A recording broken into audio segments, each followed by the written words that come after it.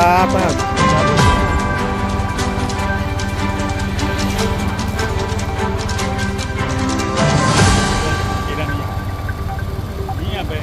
તો અહીંયા વોક તો મત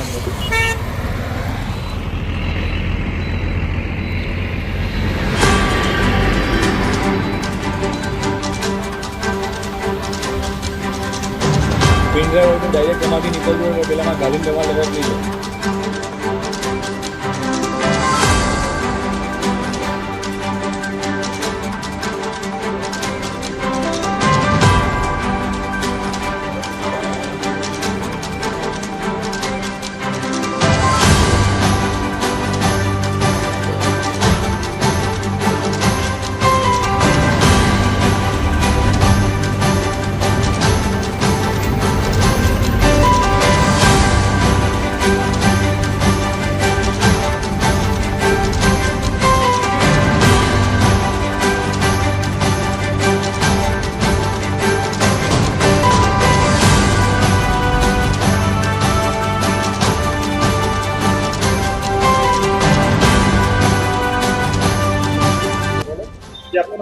મારું નામ રાજેન્દ્ર શાહ. સવારે મારો છોકરો સ્કૂલે જવા નીકળ્યો વાનમાં, વીકેન્ડ ઇન્ટરનેશનલ સ્કૂલમાં ભણે છે.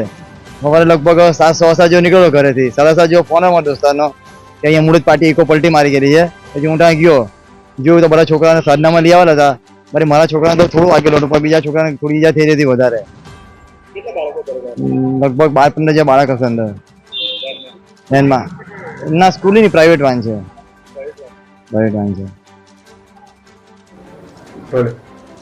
जी मैम, सुबह में क्या हादसा हुआ था, क्या पता चला है आपको? देखिए, आज जो हादसा हुआ था उसके बारे में हमें फ़ोन कॉल के थ्रू पता चला कि हमारे स्कूल का जो एक प्राइवेट इको व्हीकल था उसका एक्सीडेंट हुआ है. सो हम लोग आफ्टर 15 मिनट स्पॉट पे पहुंचे, क्योंकि उस वक्त हमें सडनली पता नहीं था और ये शायद कुछ एक एक्सीडेंट किसी बस और इको में हुआ. So we reach to the hospital और हॉस्पिटल में जाके हमने देखा तो कुछ मेजर इंजरी नहीं था, बस एक ही सारे जो बच्चे वो सेफ एंड सिक्योर है. और इसमें हमने प्राइवेट व्हीकल्स को ऑलरेडी हमने मीटिंग लेकर सारे नॉर्म्स एंड कंडीशंस जो एक बच्चे के सेफ्टी के लिए होते वो हमने रखे थे, बट फिर भी ये अनफॉर्चुनेटली ये हादसा हुआ है. સુરત ગ્રામ્ય જિલ્લાના કીમ પોલીસ સ્ટેશનની હદની અંદર આજ સવારે લગભગ 7:30ના અરસામાં વીકેર સ્કૂલ છે જે મૂળજ ગામમાં આવેલી છે. આ સ્કૂલના 9 બાળકોને ભરીને એક આરોપી જેનું નામ છે બંટી શર્મા, એ પોતાના સ્કૂલ વેનની અંદર ઇકો ગાડીમાં 9 બાળકોને લઈ અને સ્કૂલે જવા માટે નીકળેલો હતો. આ અહીંથી કીમથી નીકળી અને બોલાવ ગામમાંથી અન્ય પણ બાળકોને આ સ્કૂલ વેનમાં લેવાનો હતો.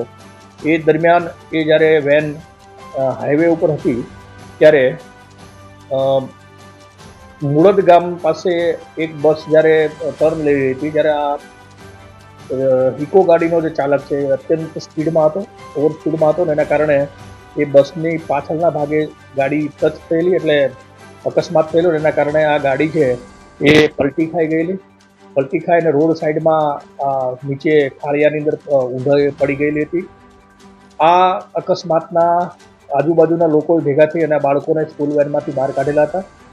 9 બાળકો પૈકીના 6 બાળકોને ઈજા થયેલી હતી. એમને તાત્કાલિક હોસ્પિટલમાં સારવાર માટે લઈ જવામાં આવ્યા હતા. સ્થાનિક પોલીસને જાણ થતાં કીમ પોલીસ સ્ટેશનનો સ્ટાફ પણ બનાવવાળી જગ્યા પર પહોંચેલો હતો. 6 બાળકો જે ઈજાગ્રસ્ત હતા એ પૈકીના 2 બાળકો અત્યારે સારવાર હેઠળ છે, એમને ઈજાઓ થઈ છે નાની મોટી. 4 બાળકો છે જે ઈજાગ્રસ્ત થયેલા હતા, એમને પ્રાથમિક સારવાર કર્યા પછી એમને રજા આપવામાં આવેલી છે. આ જે સ્કૂલ વેનનો ચાલક છે બંટી શર્મા, જે કીમ ગામમાં રહે છે, એમની પોલીસ દ્વારા ધરપકડ કરવામાં આવી છે.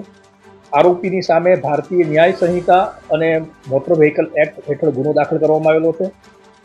આ જે સમગ્ર બનાવ છે એમાં જે સ્કૂલમાં અધિકૃત કરવામાં આવેલા બાળકો જે વેનમાં હોવા જોઈએ એની કરતાં પણ વધારે બાળકો છે એની પણ કલમ લગાડવામાં આવી છે. અમે નાગરિકોને અને વાલીઓને પણ અપીલ કરીએ છીએ કે પોતાના બાળકો છે એ જે સ્કૂલ વેનની અંદર જતા હોય છે અથવા ખાનગી વાહનોમાં જતા હોય છે એ ક્ષમતા કરતાં વધારે એ વેનમાં ન હોય એની કાળજી રાખે. સ્કૂલને પણ અમે અગાઉ પણ બધી સ્કૂલોને જણાવેલું છે, મિટિંગો કરેલી છે કે એમના સ્કૂલમાં આવતા બાળકો છે એમની પૂરતી કાળજી લેવામાં આવે, ડ્રાઈવરોનું ચારિત્રનું સર્ટિફિકેટ રાખવામાં આવે, વાહન છે એની ક્ષમતા કયા પ્રકારની છે, કેટલા બાળકો એની અંદર ભરવામાં આવે છે તમામ આરટીઓ અને કાયદાના જે નિયમો છે એનું પાલન કરવામાં આવે, જેના કારણે આ પ્રકારના જે અકસ્માતો છે એને અટકાવી શકાય. પોલીસ તરફથી પણ ડ્રાઈવ રાખવામાં આવશે કે અનધિકૃત રીતે જે વાહન ચાલકો બાળકોને અથવા અન્ય વાહનોમાં જે બેસાડીને મુસાફરોને બેસાડવામાં આવે છે એ ડ્રાઈવ રાખી અને એમની સામે પણ કાયદેસરની કાર્યવાહી કરવામાં આવે.